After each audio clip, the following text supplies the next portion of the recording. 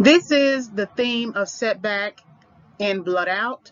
First, strategy setback. Michael reveals cop-like tendencies undercover, select frames.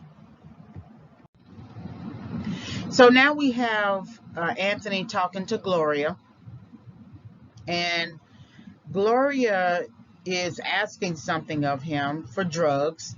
She doesn't necessarily say the word drugs, but it's just understood because of the way she is speaking to him, suggesting that I know you got it and I know you can give it to me. And so it can't be anything other than drugs. And so you often wonder what happened to Gloria. You're going to see her face in a bit. What happened to Gloria? What happened to her post high school?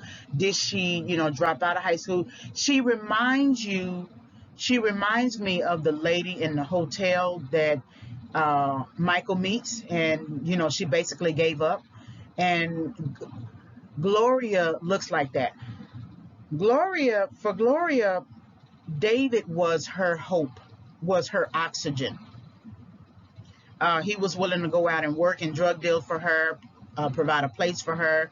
And now that he's killed, she doesn't have anything to depend on other than her brother right now. And Gloria is speaking to her brother. She wants drugs. And he says to her, I am not going to help you kill yourself. The attitude that he has towards the homeless woman is interesting, that we don't have anything for you. Keep going. And he kind of, in many ways, he didn't want to give over his money. But it's interesting that he had the money to give and he has the drugs to give to his sister, but he doesn't want to see her kill herself. And so I wonder if he gave her drugs before, and that's why she's coming to him, because she must feel entitled in some kind of way to come and ask her brother for drugs, right? Something must have happened in their dynamic. Maybe he introduced her to drugs. Maybe she introduced herself to drugs. But usually, when you get on drugs, you don't get on drugs just by yourself. You are basically introduced to drugs from somebody, and it's usually a romantic partner, someone you're dating, right? Seeing, but this could be, the family dynamic. They might have grown up in a drug-based family dynamic. We don't hear anything about their parents, and we know that he's much older than his sister. This is also, kind of reminiscent of Michael and David's relationship. Michael not wanting to give in to David's poutings, right, in a sense. That he put a lot of distance between him and his brother until David made up his mind and said, I want to get out. Of course, he waited too late, but there did come a time when he said, okay, I'm tired. And Gloria was the motivating force for him. So he's saying here, I'm not going to help you kill yourself. She returns, I will go suck a dick if you don't give me none. If you don't give me what I want, I will go suck a dick.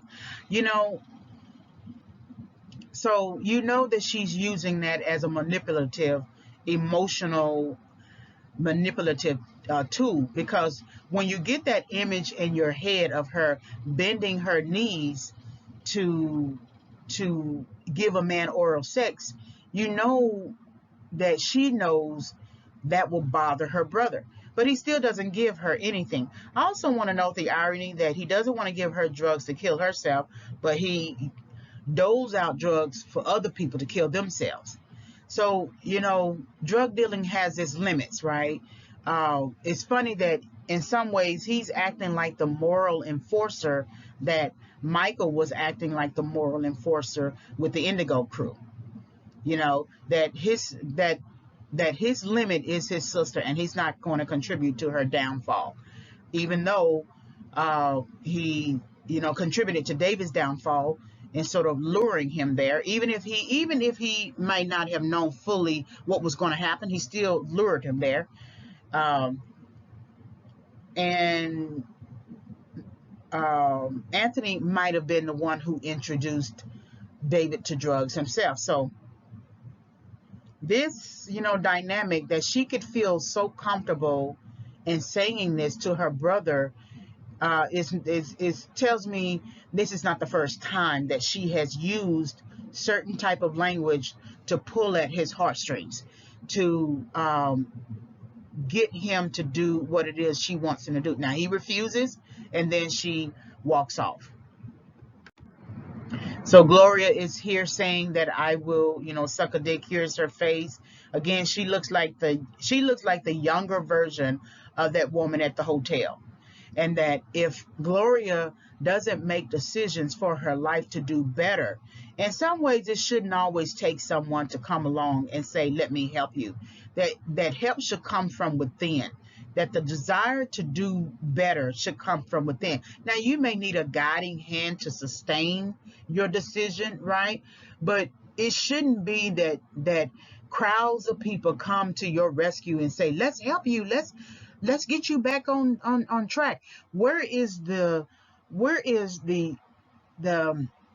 the individual personal mandate for yourself? Aren't you tired? Aren't you tired to have to come out of your house and and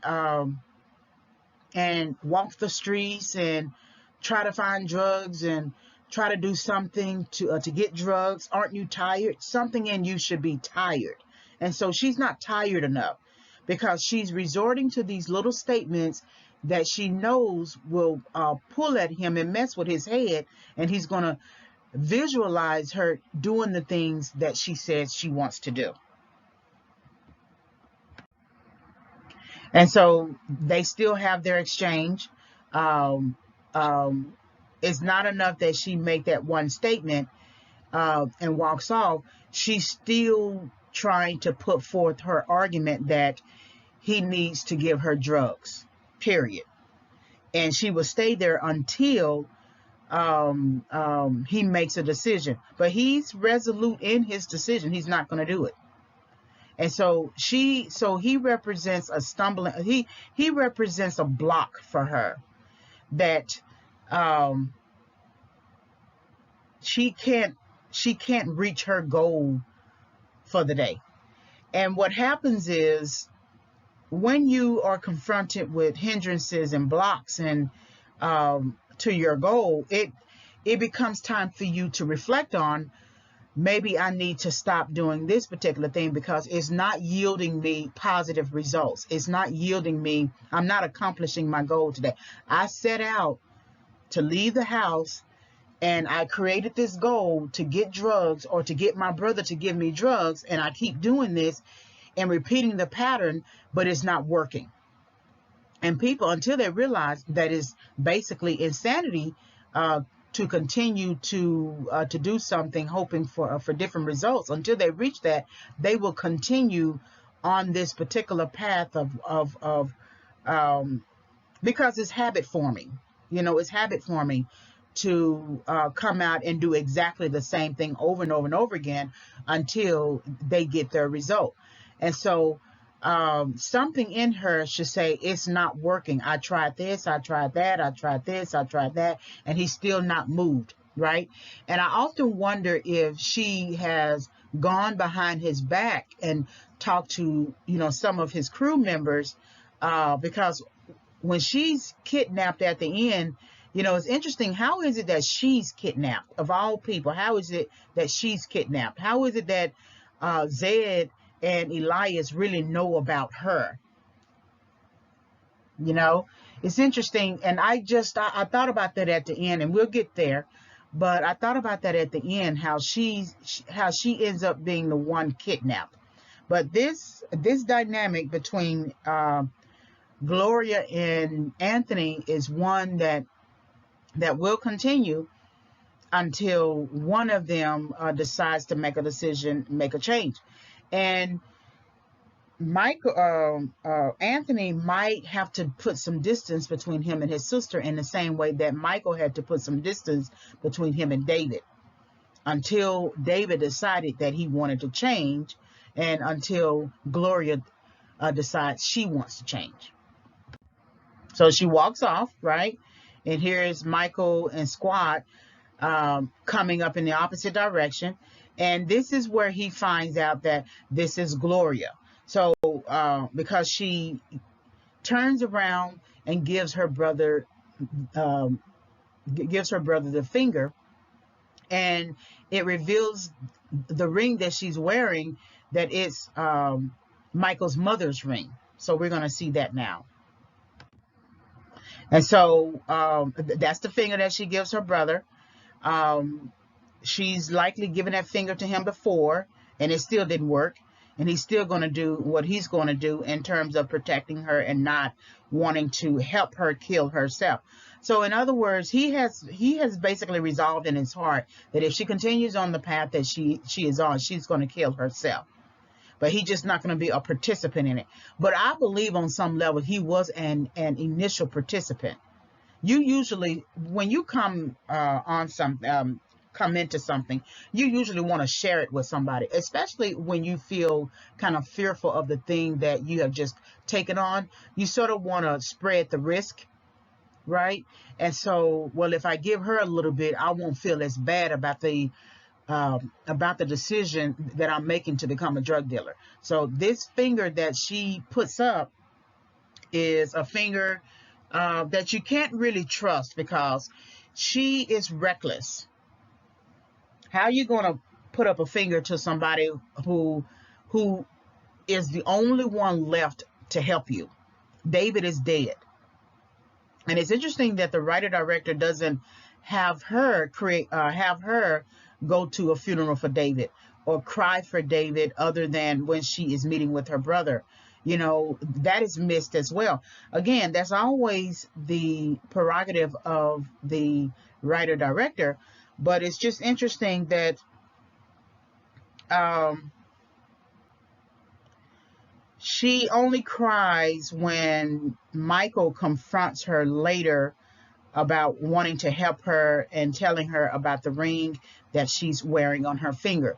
But that finger up it says a lot without even saying a lot. And that's a person that you can't trust, because no matter what you do for that person is going to put that finger up. No matter if you give that person all the drugs in the world, or you give that person all the money in the world, or you give that person all the resources in the world, right, to do better in life, that person is always going to put that finger up. She is not sorry for her decision. It takes a long time to visualize a decision that you're going to make. And before she put this finger up, she had already, visualized this. It's habit forming for her. In the same way that she leaves out to try to find drugs, or try to, get drugs by any other means, this raising the finger and, cussing somebody out or something like that, she's been doing this for a long time. So then when did this finger begin? When did her setback begin? When did she start using it as a child while she was on the playground? Did she start using it as a teenager? Most likely. She seems like she's probably 18, 19, 20 years old, maybe 21. But when did this finger begin? When did she feel comfortable enough to throw up a finger in somebody's face, or from a distance? And really from a distance, it's funny that she didn't do it in front of his face. So on some level, she's not crazy. She knows that there are some things that she can say to her brother, and then there are some things she can't do to her brother because he might get violent with her or something like that. She does what she does from a distance. And so that finger represents some kind of setback for her, because you can't give the finger to everything. You can't give the finger to everybody. You can't give the finger to the only person who is able to help you. She's given the finger to the only person left who is able to help her. So that finger has history. That finger has a dialogue. It has a narrative, it has a habit, it has um, um, a fake wisdom about it, right? Ego, pride. There's a lot going on with that one finger. So they are discussing um, how they're going to meet up with Elias, because Elias is going to make Michael the new general.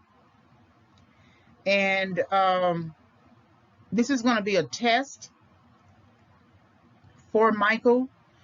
And Squad here with the two braids is just has a lot of energy beyond what he needs to have for the situation, right? Because he's sort of building himself up to take down the people that they're going to take down. And I think it's still going into the Indigo crew area, right? And Anthony is going to outline to Elias Michael's, quote unquote good deeds, right? What he has been doing up until this point, proving himself. And so we're going to see that now.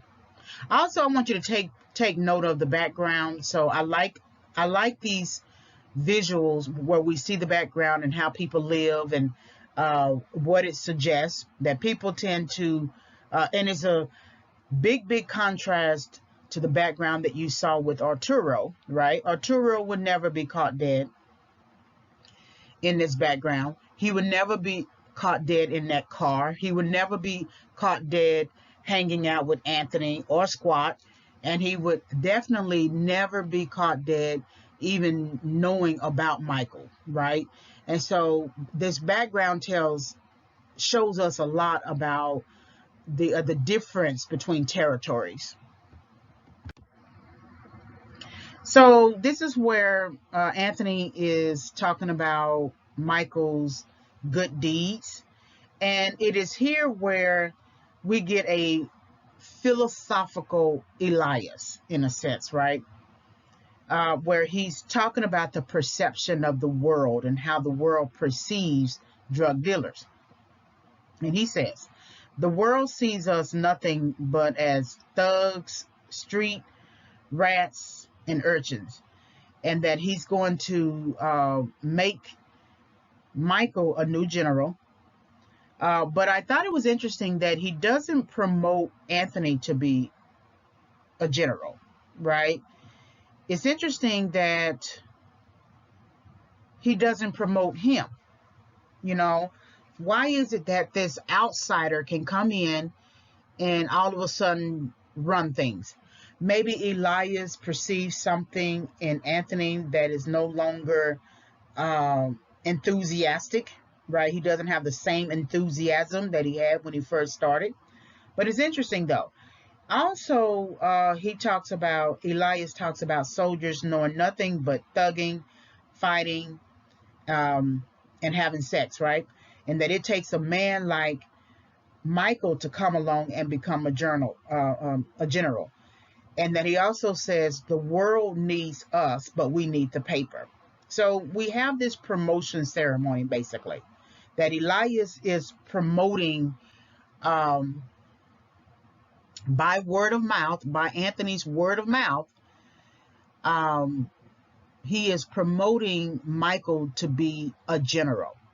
We don't get anything from the woman standing there. She's playing her part, right? And she's off to the side. And look at the difference between who's on one side of the table, the two on the other, the three on the other side of the table, and the two on the other side, on the front side of the table. How much Elias gives permission to Anthony and the woman, free reign to be on that side of the table with him. When in most environments you would never really see that if Elias is such a big boss, and he's second to Zed, from my understanding, if he's such a big boss, he's sort of too friendly with his own people, the fact that he doesn't recognize or even is not even suspicious of the woman being an undercover cop tells a lot. That the way that she was able to get in was through BDSM activity.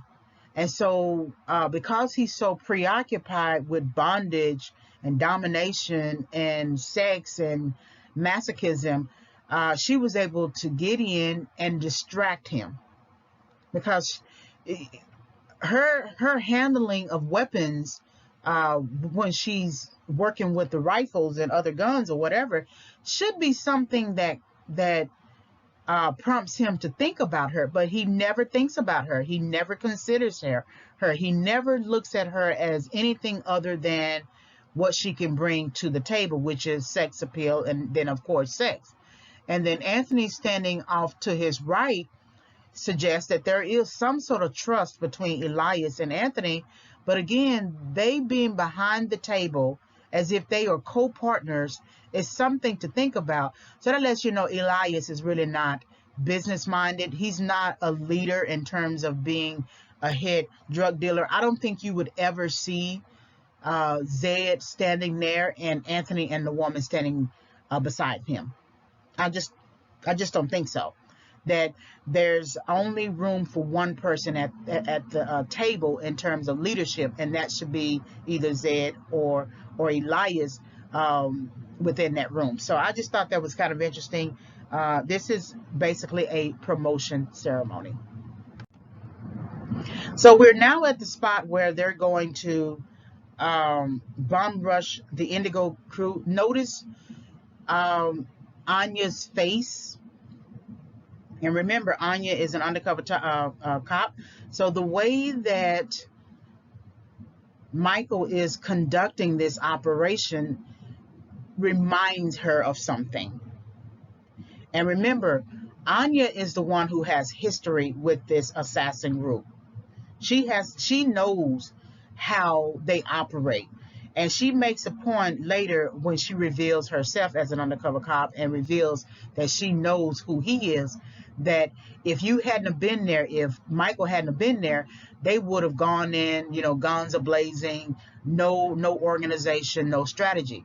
But the fact that he's having kind of like a briefing meeting, right, in a sense, Michael is tapping into the skills learned as a cop. And so he is having essentially a briefing meeting so that everyone is organized and everyone is on the same page. And none of these people still suspects him. Nobody, other than Anya, because she knows the lingo. She knows the strategy. She knows how this works. Well, for Anya, this is kind of like a setback for her because she thought she was the only one undercover. And the possibility that there may be somebody else who is also undercover that she never had the opportunity to coordinate with creates a setback for her, because then she has to figure out what he knows. And then when she reveals herself, he got to figure out what she knows. So this is sort of like a setback for her because she thought she had this all under her control, and that she thought she knew all of the people who were part of this crew. And this person coming in is a setback for her. Another thing to note is that Anya is also the one who says to Michael at his promotion ceremony, "I'll be watching you tonight to see how good you really are." So there's that sort of watching again. Well, this shifts her strategy because she's been watching all the people around her in terms of trying to figure out who they are and, gaining intelligence about the situation. Now she is forced to change her strategy to begin thinking about Michael and watching him. And her watching is going to lead to her having sex with him as a way to get his DNA later. But so again, like I said, this is a setback for her because she honestly thought that she knew all the people in this set, in this group. in this drug dealing enterprise, and to now have to regroup and think about who this person is, who Michael is, and why he's here, is something that is going to shift her view in terms of watching him and trying to figure out who he is. The last thing I want to say about Anya, which is interesting, as much as Anya is trying to look like them in terms of being a part of a drug criminal enterprise, she still holds her gun like a cop. And it's interesting that Michael doesn't detect her as a cop. Now that is, my goodness. Oh my goodness. I did not think about that. That Michael doesn't detect her as a cop. Look at how she's holding the gun. Most gangbangers don't hold a gun like that. They hold it out to the side. It's usually in their pocket, really. And so she's holding a gun like she is about to, go into a meth lab and take it down. But Michael is so preoccupied with strategizing through his briefing exercises that he doesn't see her. He doesn't suspect her. When he looks over at her during that debauchery scene, there's nothing on the inside of him. Even when he comes in with the other two other guys, Anthony and Squad, that 3-shot of them coming into the warehouse, and she's handling the guns and rifles and everything. Nothing in him sparks an interest in who is she? What kind of person is she? She doesn't look like the same type of woman that these other women are, tied up, as part of Elias's entertainment. So who is she? And the way she's holding his gun, the way she's standing, the way her hair is pulled back in every instance, it reeks of cop. Even I thought that before the writer-director reveals who she is, I thought she looked strange. I wondered about her. So the writer-director positioning her in this way and giving us a view of her and how she stands is very much strategic, maybe in pulling at our senses, in the same way that Gloria says something to pull at her brother's senses. Her stance here is pulling at our senses, and her lowered head and her face as being kind of confused about the situation is also pulling at our senses. Now we are wondering about her. We didn't really wonder about her before, but the way that she's holding his gun and listening to how Michael is conducting this exercise is something that is really giving us pause.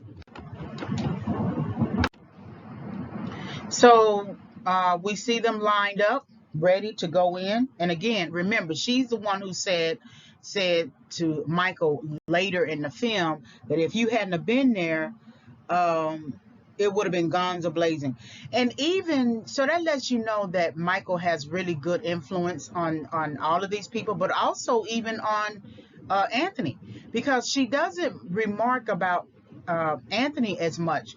If Anthony was a true leader, why would she need to make a point about Michael being a cop, and that had he not been there, it would have been guns a-blazing? So she's suggesting that there's a big contrast between how Michael handled this situation and how even Anthony handled this situation. Even though Anthony is leading off after Michael's, briefing, it's funny that she doesn't have a good word to say about him or any kind of word about his leadership, right? So I thought that was kind of interesting, the way they are all lined up, ready to go in. Michael is the one who briefed, but Anthony is standing up here at the front, and Anya didn't say anything about him, and she doesn't have anything to say about him later on. So we have this scene. It's a good setup. Basically, everyone is just sitting around, smoking, drinking, talking. In the back room, they are preparing drugs. But it's just a standard scene that you might see this in a music video, really. I wonder if the writer director thought about that this looks like a music video to me. If I would have given you the full view of it, you could see that it's a music video. But there's a difference between this environment and the environment with Elias. We don't see dancing women, we don't see bondage, we don't see anything of what we saw in the environment with Elias. It's kind of interesting to me that there were no guards outside the building where Michael, Anthony, and Anya and the other crew were lining up to go in to come into this environment. So that suggests on some level that they feel like this is a safe space for them, that there's no sense of urgency. I mean, I don't remember even in the full visual of anyone standing guard. I don't remember seeing a gun, a person. Usually, in certain drug-based environments, you see somebody holding a gun or something like that, and you don't even see them a gun off to the side or anything. So they feel comfortable. They feel comfortable. Now, of course, this is the epitome of setback as well, that they feel comfortable in their setback. That there's no sense of urgency that, okay, what I'm doing here, sitting around drugs, preparing drugs to sell and things like that this is wrong for me to do. They don't have any sense of that. They don't care about that. Whatever they felt about it initially when they first started, that has gone out the window, right? So you have to wonder what was their initial decision that pushed them into this kind of setback, so that they are basically, desensitized. This guy with the glasses, the shades, is no different than Elias. He's not a boss. It's clear that he's not a boss in this particular visual, in this frame, but he's really no different in a sense than Elias, that they are essentially, desensitized. Even the guy off to the right of the frame tilts his head. There's nothing much more than he can say other than have a conversation. So then how did their setbacks begin? Because it didn't begin with them, getting out of bed and sitting on the couch and talking about drugs. And usually they're not even talking about drugs. They may be talking about a party. They may be, talking about other types of things. Drug dealers don't always talk about drugs. They do drugs, or they sell drugs, or they coordinate, the network in terms of how they're going to get one product to the net, cross territories and things like that. But they don't just have a conversation about drugs. You honestly see that with Arturo. The strangest thing, that he's the CEO basically of his own sort of drug dealing enterprise. So he's coordinating meetings and ways to get the product across the border and things. He's talking about drugs.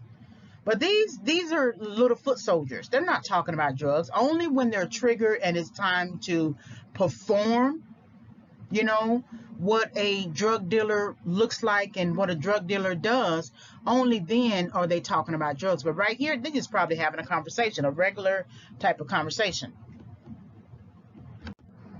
So they come in blazing, right? Anya is pointing, and you're still going to see Anya also pointing. This is the scene where I thought to myself that Anthony was undercover, because the way he moves about, he doesn't really move about as a drug dealer. Squat definitely moves about as a drug dealer. He acts like he has ants in his pants. I don't understand what the anxiety is. He's already made the decision to be a drug dealer, so what's the big deal? But the way that Anthony moves about, and it's clear that Anya is a cop, I just wondered to myself if she was if he was a cop himself. And so we have Michael, sort of leading off. Remember that Sticks in the background with the bandana on his head, and that's the one, if I'm not mistaken, is him or someone who kind of looks like him. I would have to go back and look into the film, but he was one who was wearing the same kind of bandana. But Michael is very focused in his efforts. Of course, this is reminiscent of when he, at the beginning of the movie, when he's coordinating the operation to take down the meth lab. But they all come in, guns are blazing, overpowering the people in the safe house. So again, this is crossing territories, right? And then later, Anya is going to fight this woman. So before that, Michael is holding a gun like a cop. Michael is holding a gun like a cop. And again, no one suspects that he is a cop. And the way that they are,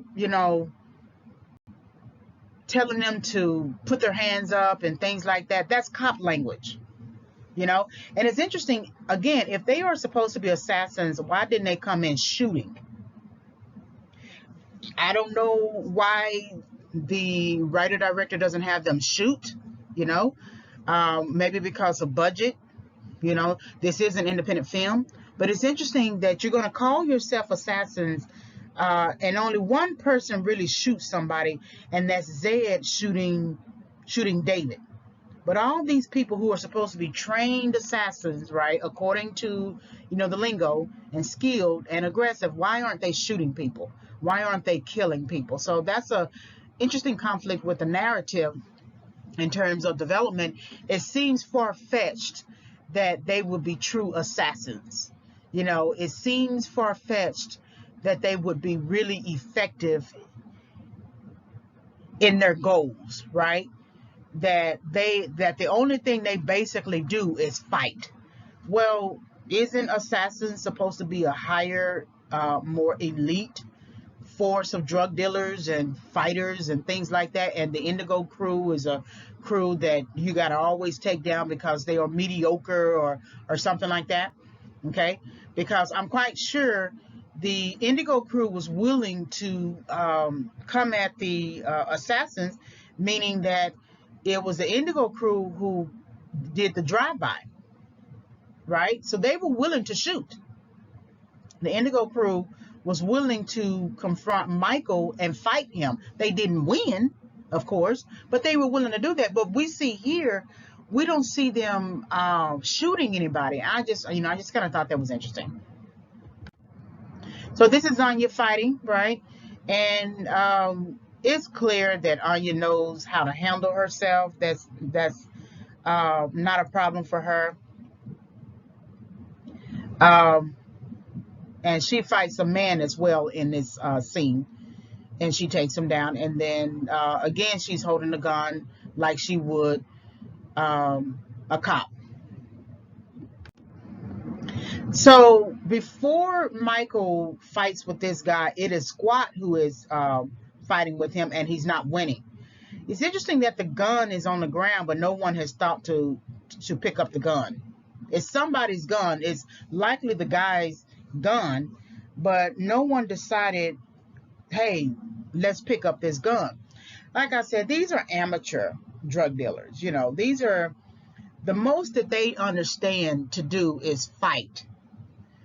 They understand to use their hands, and that's basically old school. Even Michael says at the end, right before the blood match, that I'm old school because Squad is offering some sort of garb for him to wear, like you would see a boxer wearing, boxer shorts and a robe or something like that. He was trying to offer him the same thing, and Michael basically says, take that away, I'm old school. And so this represents old school, that you don't need a gun, right, to take down somebody. You just fight them. And so we see Michael performing, right? Because remember, I think he's still in test mode, even though he's been promoted to general, he's still having to prove his loyalty. And when Squad when the guy is beating up Squad, Michael comes in and says, I got it, right? Meaning that I got this, I understand this, I understand the skill level needed. So then when you look at Squad, why couldn't Squad, with all that energy that he demonstrates within the movie, why couldn't he take this guy down? The guy doesn't look like he's big enough that Squad couldn't take him down. So what's missing in Squad's fighting skill repertoire, right? What is missing there? Because that's a setback for him. He should have been able to take this guy down. It shouldn't have taken really the main person to come along, Michael as a general, to come along and take this guy down. In the same way that it shouldn't have taken Zed to come along and shoot David. Why wasn't Elias much more keen? Where was his vision? Why couldn't he take him down much earlier so that Zed didn't have to come in and do the grunt work? So this is what you see, Michael having to do the grunt work for a person who is really not as skilled as he presents himself to be. So then what is Squad missing? What kind of skill level is he missing? Does he lean too heavily on other people to fight his battles for him? Because he's a man and he can't fight his own battles, and he takes another man to come in and fight his own battles. But he has all this strength. He got these two braids. He got these built physique. He got all this energy. He's always acting like it's time to go. Let's do this. But when given the challenge to fight this guy here, who doesn't seem like he's all that taller than Squad, right? To fight this guy here, he couldn't do it.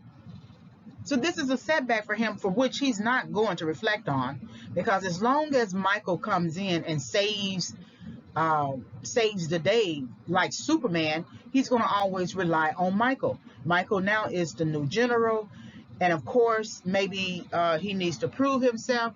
But it's interesting that he couldn't sort of lead Squad into finishing the task that Squad started. That Squad didn't finish. That's important to note. Squad didn't finish. And so, and it took someone else coming in to finish his work. This sort of scene also reminds me of watching TV. You know, Anthony and Squad are merely watching Michael fight this guy, right? There isn't anything in them other than to watch. And, in these environments, you're triggered in many ways, right? But it's important to note that this is sort of like that watching aspect of it. I'm beginning to think watching is sort of like a sub thing. It's a sub thing to the theme that I'm proposing, but it could be definitely a main theme to the film itself, right? For another film analysis. If they're watching like they're watching TV, all they basically need is remote. And so now Michael is, displaying skills, right? Where he got these skills, we don't know. That he's able to defend himself very well. They go rounds, he fights him and takes him down. We don't see this skill displayed, however, at the beginning of the film. We see him boxing, but we don't see anything that tells us that he has these types of defensive skills. Now, again, this could be the prerogative of the writer-director, but I would have thought on some level that he would have exposed us to Michael and his fighting arsenal, his repertoire of skill set, right? His knowledge base. But he definitely knew what skills to come in with, knowing the environment and knowing some people. There's at least one or two people who have certain types of skill sets that require a certain type of defense. So I don't know, it's kind of interesting that we don't get this much earlier. And then Michael is if you look at this scene in the film, it works again like an argument. There's claim, counterclaim, evidence, and rebuttal, and they go back and forth with each other, and Michael is winning. But it is this hit right here with his fist that takes down this guy, that finally takes down this big guy who has height on him, who has some fighting skill. But it's interesting that he can't take down Michael, that he has much more height on him and fight in him to the point that he should have been able to, body slam Michael or something like that, but he's not. He's not able to do that. He was able to take down or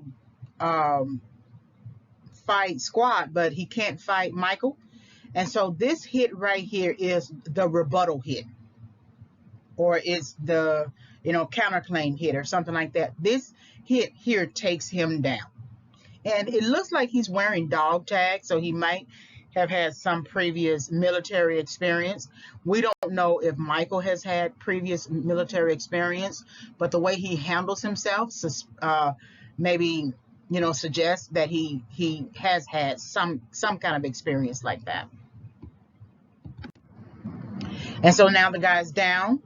And this is reminiscent of all the different fights that Michael and Anthony have had, where the guy is now taken down. And then Michael sort of lowers himself on him and says, you belong to the assassins. So then that's that territorial thinking, crossing the color line, crossing the territory line, to now be the victor who takes the spoils. Or Arturo is going to say exactly the same thing when Michael beats Hector Gonzalez at the blood match,